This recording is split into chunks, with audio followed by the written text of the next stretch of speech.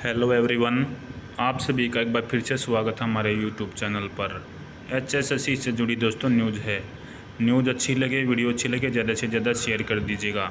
भर्तियों से जुड़ी दोस्तों जो है ना, अब डेली खबर आने लगी है क्योंकि कमीशन गठित हो चुका है, इलेक्शन आपके हो चुके हैं।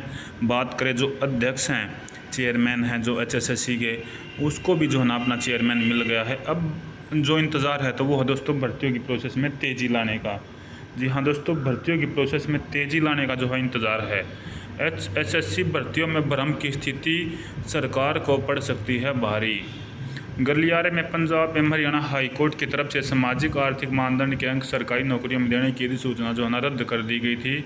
उसके बाद से हरियाणा कर्मचारी चयन आयोग की तरफ से जो है ना भ्रम की स्थिति बनी हुई है, इसकी चर्चा जो है हो रही है।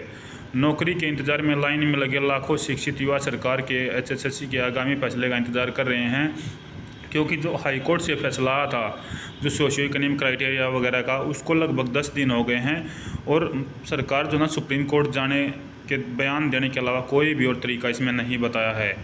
हाई कोर्ट ने अधिसूचना रद्द करते हुए सुप्रीम कोर्ट के फैसलों का जिक्र किया था। हरियाणा के मुख्यमंत्री नायब सिंह सैनी ने घोषणा की थी कि अब सरकार जो है ना सुप्रीम कोर्ट में हाई कोर्ट के फैसले को चुनौती देगी, लेकिन हाई कोर्ट का मानना कि यह आरक्षण ही है और इस आरक्षण पर पहले ही ईडब्ल्यूएस कैटेगरी के तहत दिया जा रहा है। सुप्रीम कोर्ट में फिलहाल अभी छुट्टियां चल रही, क्योंकि दोस्तों जून का जो महीना वो छुट्टियों का है, लेकिन अभी अपील दायर करने में कम से कम 1 सप्ताह लग सकता है। उसके बाद अपील दायर होगी, इस अपील पर सुनवाई छुट्टियों में होगी या छुट्टियों के बाद, यह भी अभी कहना मुश्किल है। गलियारे में कहा जा रहा है कि यह ज़रूरी नहीं है कि पहली सुनवाई पर ही कोर्ट फैसले रोक लग जाए, नोटिस भी जारी किया जा सकता है।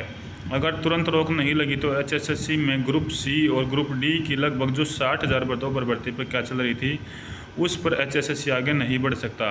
गलियारे में तो यह तक कहा जा रहा है कि सामाजिक आर्थिक मानदंड के अंक ग्रुप सी में जो 5 थे और 2.5 थे, उनको देने का प्रावधान नहीं किया हुआ है, लेकिन ग्रुप सी के घोषित परिणाम पर इनका असर नहीं पड़ रहा है। इसलिए जो रिव्यू पिटीशन है दोस्तों, वो दायर कर देनी चाहिए एचएसएससी को, इस पर विचार किया जाना चाहिए।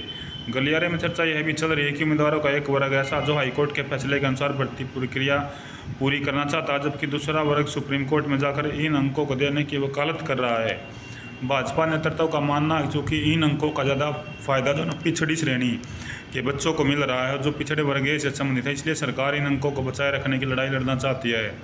गलियारे में कहा जा रहा है कि सरकार इन अंकों को बचाने के लिए अड़ी रही तो ग्रुप सी और डी के पदों पर भर्ती पूरी नहीं होती दिखाई दे रही, क्योंकि दोस्तों 3 महीने का टाइम लगभग सरकार के पास बताया जा रहा है।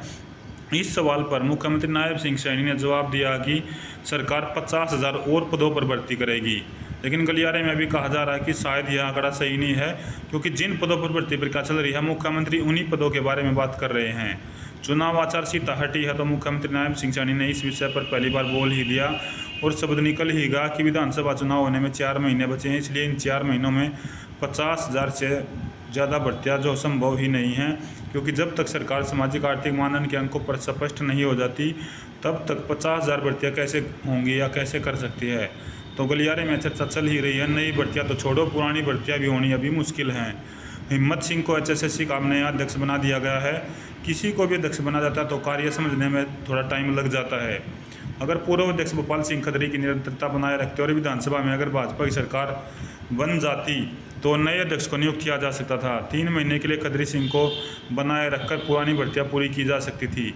गलियारे में कहा जा रहा है कि मुख्यमंत्री मनोहर लाल के नेतृत्व में भाजपा और जेजेपी की सरकार थी दोस्तों, इन्होंने सरकारी पदों पर ज़्यादा भर्तियाँ नहीं हो पाई है।